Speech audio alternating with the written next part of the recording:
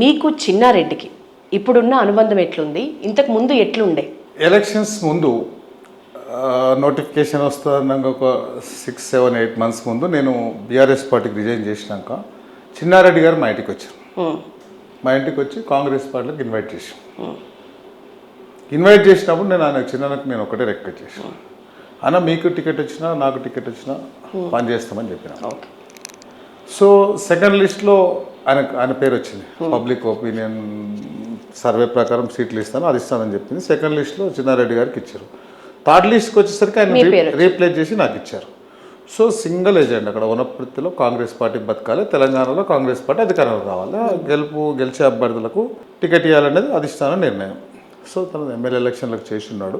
దాని తర్వాత ఆ స్టేజ్ మీద సీఎం గారు వనపర్తి ఎన్నికల ప్రచారానికి వచ్చినప్పుడు నన్ను ఎమ్మెల్యే గెలిపించండి, నేను ఇక్కడ గల్లీలు ఉంటా, చిన్నారెడ్డి గారికి క్యాబినెట్లు ఉంటాడు, శివసేన రెడ్డికి స్టేట్లో కానీ ఢిల్లీ కానీ మంచి పొజిషన్ వస్తుంది, ముగ్గురం మేము వనపడుతున్నామే, మేము రిక్వెస్ట్ చేసినాం, ప్రజలు కూడా నమ్మిరు. దాని ప్రకారం చిన్నారెడ్డి గారికి ప్లానింగ్ బోర్డు ఇస్తాను సీఎం గారు చెప్తే ఇచ్చేసండి అన్న, మనకి పెద్ద మనిషి కాంగ్రెస్ లాయల్ అని చెప్పినాం. శివసేన గారి విషయంలో కూడా అట్లే చెప్పినాం.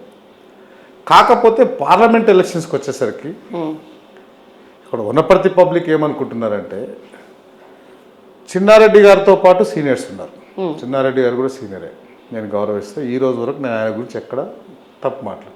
ఎంబడున్న కార్యకర్తలు కాకుండా నిరంజన్ రెడ్డి గారి ట్రాప్లో నిరంజన్ రెడ్డి గారి దగ్గర ఉన్న కొంతమంది స్క్రాప్ లీడర్స్, సన్యాసులు, లంగలు, దొంగలు, వాళ్ళని ఎంబడేసుకొని ఈయన వాళ్ళకి హెల్ప్ చేస్తున్నాడు, అస్సలు కాంగ్రెస్లో పట్టించుకోవట్లేదని వనపర్తిలో కొంచెం టాక్ వస్తుంది. నెంబర్ 1.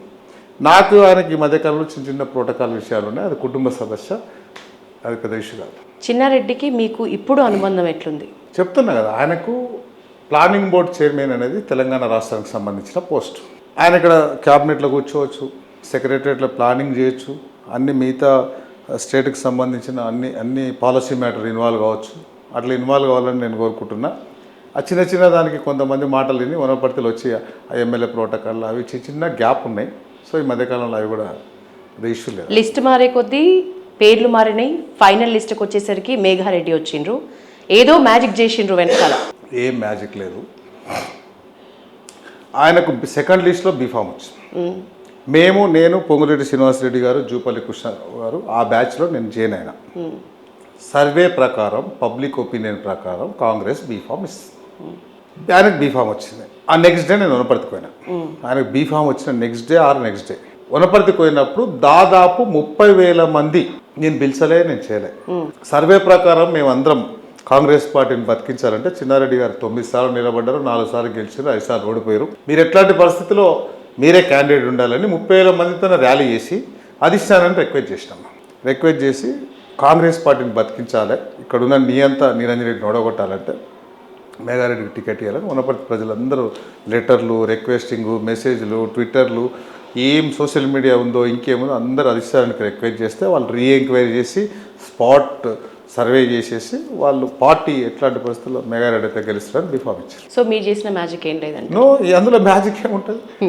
మ్యాజిక్ ఏముండదు. అట్లా గెలిచే క్యాండిడేట్కి ఇవ్వాలనుకున్నారు, ఇచ్చారు. మరి వ్యక్తిగత విమర్శలు ఎందుకు తారాస్థాయికి వెళ్ళినాయి సార్? వాళ్ళు గుండు సూదంటే మీరు గడ్డపార దాకా వెళ్ళిండ్రు. నిరంజన్ రెడ్డి గారి గురించి వనపర్తిలో మీరు ఎంక్వైరీ చేసుకోండి. ప్రెస్ వాళ్ళ మీద రౌడీ షీటర్స్ ఓపెన్ చేసిండు, చాలా మందిని అరెస్ట్మెంట్ చేసిండు. అంతెందుకు వేరే వాళ్ళ గురించి ఎందుకు చెప్పండి? నాకు అప్పటికి 50 years. నేను ఎలక్షన్ నామినేషన్ వేసే వరకు నా ఏజ్ 49.5 50 years. నా చరిత్రలో నేను భయపడుతూ ఆ 50 years వరకు ఈ కంపెనీ పెట్టినా ఇంకేది పెట్టినా పాలిటిక్స్ ఉన్న ఒక్క పోలీస్ కేసు లేదు నా మీద. ఫస్ట్ 420 చీటింగ్ కేసు పెట్టించిండు, ఒక అనామకం తీసుకొచ్చి ఫస్ట్ కేసు నా మీద పోలీస్. సో ఆ పోలీస్ కేసు పెట్టినప్పుడు నేనే ఛాలెంజ్ చేసిన. మా వాళ్ళు అందరి మీద, నాతో పాటు వచ్చిన అందరి మీద పోలీస్ కేసులు పెట్టిండు, హరాస్మెంట్ చేస్తుండు, బెదిరిస్తున్నాడు, వేరే రకరకాల మా ఫ్యామిలీలో మా తమ్ముడిని బెదిరించిండు, డిస్టర్బ్ చేసిండు, అన్నీ చేసినప్పుడు నీవు ఉండేది ఇంకా 2 నెలలే 3 నెలలే బిడ్డ, జాగ్రత్త ఉండు, నీవు గుండు సూత్రం నన్ను టచ్ చేస్తే మేము గడ్డపరతను కొట్టాల్సి వస్తుంది. సో మీకు ఎక్కడ తగ్గేది లేదు, బెదిరేది లేదు, నువ్వు ఏం చేసుకుంటావు అది చేసుకో అన్నట్లు మేము ఆ పరిస్థితులు అట్లా చెప్పాల్సి వచ్చింది. చెప్పినా అదే స్టాండ్ మీద ఇప్పుడున్నా, ఇప్పటికి కూడా అదే స్టాండ్ మీద. ఓకే.